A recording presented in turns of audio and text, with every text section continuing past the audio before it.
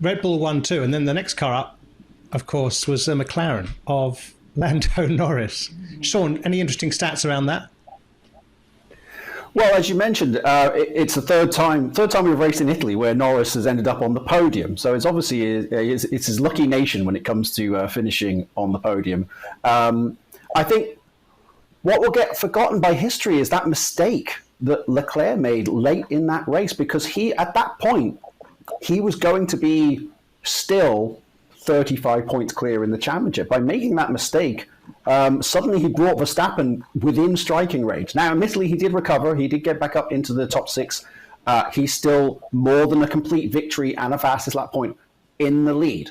But as I mentioned before, it's a very long season. And not only do we have more races than we've ever had before, we've also got these very high-paying sprint events as well. There's still another 16 points to score just in sprint qualifying this year. So it's all up for grabs. You know, these are gaps that can be closed in a single weekend, where previously you would have said, oh yeah, he's out of sight. A single bad weekend in a sprint format can suddenly make or break a season, which I suspect is exactly what Lewis Hamilton is feeling like right now while he's on the way to the airport.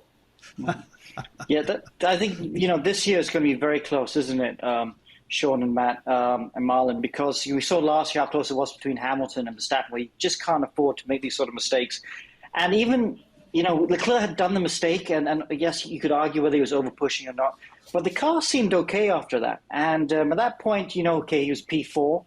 I was quite surprised Ferrari called him in to straight away, because the car seemed fine, and I thought, okay, he's lost the end plate on the front wing. At the most, he'll drop back maybe one place, maybe two positions. At the most, I would have still been fourth or fifth. But coming in for the pit stop, they really put themselves under pressure, didn't they? Because he had to drive super hard just to get back up to sixth. Well, yeah. I mean, if I may interject, remember that if they'd left him out and something had failed, then they might have lost all those points as well, and they would have looked like idiots. So they were probably thinking, look, okay, let's bank the 8 points that are going here. We'll still be P6. Let's get those in the bag. Let's get out of here, and let's still be, a race win ahead. Whereas if they'd left him out and something had failed, they would have been. You can imagine, Gazzetta dello Sport in the morning. It would have been the end of days. Why did you do that? Especially with Sainz already in the sandpit after 10 seconds of the race.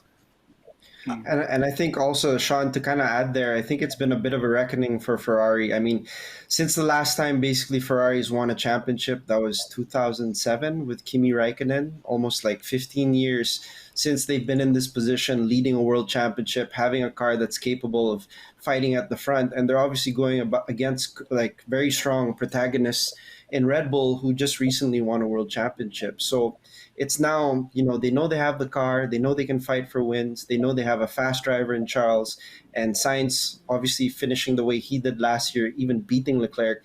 They know they can have a good solid team going for this championship. But it's, having the pressure of the fans, being in front of an Italian home crowd on home soil, and in one of the biggest races that Ferrari can make a statement, it was actually the exact opposite, and it kind of crumbled for Ferrari from the mistake from Leclerc to actually his slow start, I think, to the beginning of the race, in which they actually got into this position. So, there's going to be a lot of thinking, I think, in Maranello, and they're definitely going to have to look forward to, forgetting about this weekend, put it in the bag. Charles still did get points. He still has the world championship in his hands right now, but they really have to step up to the pressure.